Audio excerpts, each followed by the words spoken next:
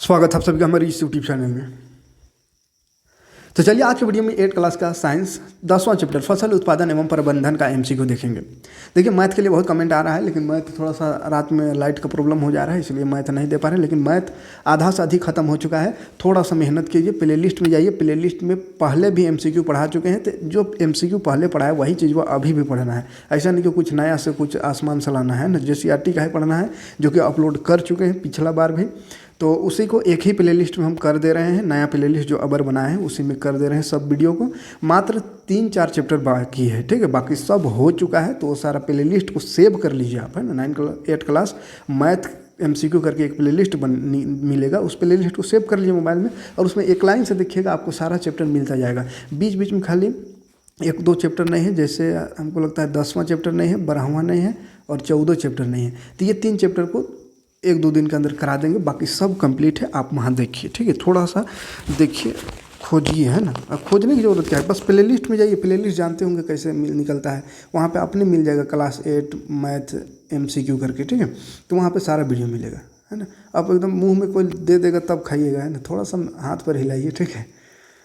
तो चलिए साइंस का ये देखते हैं 10वां चैप्टर। राइजोबियम नामक जीवाणु किस फसल के जड़ में पाए जाने वाले ग्रंथियों में उपस्थित होता है। तो फलीदार फसल में पाया जाता है राइजोबियम जीवाणु, ठीक है, जो कि नाइट्रोजन स्थिरीकरण के लिए आवश्यक है। स्वपोषी का उदाहरण, स्वपोषी जो अपना भोजन खुद ही बनाता है, ठीक है, अपने आप बना लेता है, बाजार जाने की जरूरत नहीं पड़ता है झोला लेके, है ना, सब्जी लाने।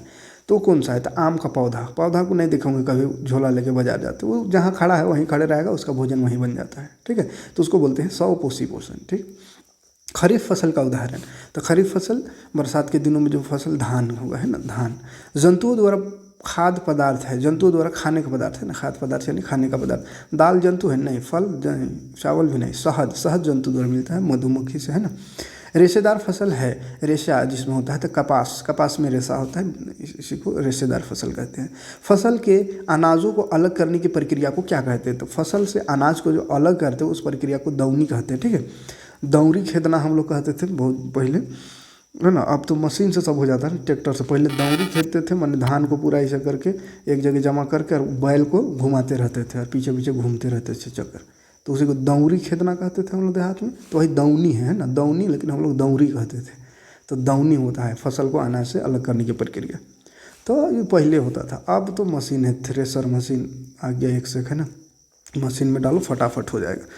फसल चक्रण से मिट्टी की उर्वरता, फसल चक्रण, फसल को बार बार लगाने से मिट्टी की उर्वरता क्या होता है, तो बढ़ जाता है। फसल चक्र मतलब एक फसल लगाए फिर अगला टाइप का, फिर अगला टाइप का, इस तरह से फसल लगाएंगे तो उर्वरक शक्ति बढ़ जाता है मिट्टी का। खरपतवार का उदाहरण क्या, खरपतवार मतलब घास फूस, है ना, फसल में जो लग जाता है उसको खरपतवार कहते हैं। तो मसूर तो दाल, ये तो अच्छा है, ये घास थोड़ी है। जूट भी नहीं है, तीसी भी नहीं। गाजर घास है ना, गाजरा वाला घास जो होता है उसको उखाड़ के फेंकना पड़ता है। जो घास हानिकारक है जिसको उखाड़ के फेंकना पड़ता है वही खरपतवार है, तो गाजर घास आंसर हो जाएगा। पीड़कनाशी गुण पाया जाता है, पीड़कनाशी गुण किस में पाया जाता है, तो नीम के पत्तियों में, माने कीटनाशक गुण, माने कीटाणु को मारने का गुण पाया नीम का पत्ता में। इसलिए देखते होंगे घर में धान को रखने के लिए छटका में पहले धान रखते थे, अब तो उतना सब बेच देता है खेते से, तो उसमें धान रखते थे तो नीम का पत्ता डाल देते थे ताकि उसमें किसी प्रकार का कीड़ी उरी जो भी कीड़ा मकोड़ा ना लगे, ठीक है। तो नीम का पत्ता डालते हैं, चावल में भी नीम का पत्ता डाल के रखते हैं। तो नीम का पत्ता पीड़कनाशी गुण पाया जाता है। रासायनिक घूमन का प्रयोग किया जाता है, रासायनिक घूमन का प्रयोग पीड़कों के नियंत्रण में किया जाता है। रासायनिक माने केमिकल लेकर घूम के दवा देते छिड़कते हैं ना, वही। तो पीड़क को माने वही कीटों को नियंत्रण करने के लिए। निम्न में कौन रबी फसल है, रबी फसल चना है, ठीक है। धान के बाद का फसल चना, धान कटता है उसके बाद चना लगता है। रबी फसल का उदाहरण फिर से बताना, तो गेहूँ भी धान कटने के बाद लगता है, तो गेहूँ भी रबी फसल है।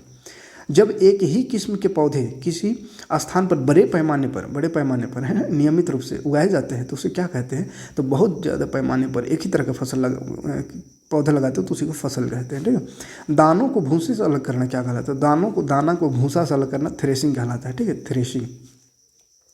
अगला है मिट्टी को उलटने एवं पोला करने की प्रक्रिया को क्या कहते हैं, तो जुताई करना कहते हैं, ठीक है।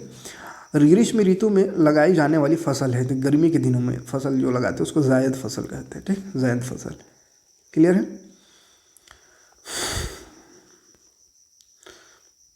तो चलिए आज की वीडियो में इतना ही। एक ही चैप्टर देख रहे हैं साइंस में, तो जल्दी वीडियो दे रहे हैं, एक ही चैप्टर देंगे, ठीक है। बाकी सोशल साइंस में एक ही में पूरा इतिहास दे रहे हैं, पूरा भूगोल, पूरा नागरिक, ठीक है। लेकिन साइंस में एक एक चैप्टर दिए थे, एक एक चैप्टर देंगे, छोटा छोटा ही वीडियो बनेगा, पूरा देखिएगा। तुरंत मिलेगा नेक्स्ट वीडियो, नेक्स्ट पार्ट का, ये वाला आओ ब्रह्मांड को जाने। ठीक है, मिलते हैं नेक्स्ट वीडियो में। थैंक्स फॉर वॉचिंग, जय हिंद, शुक्रिया।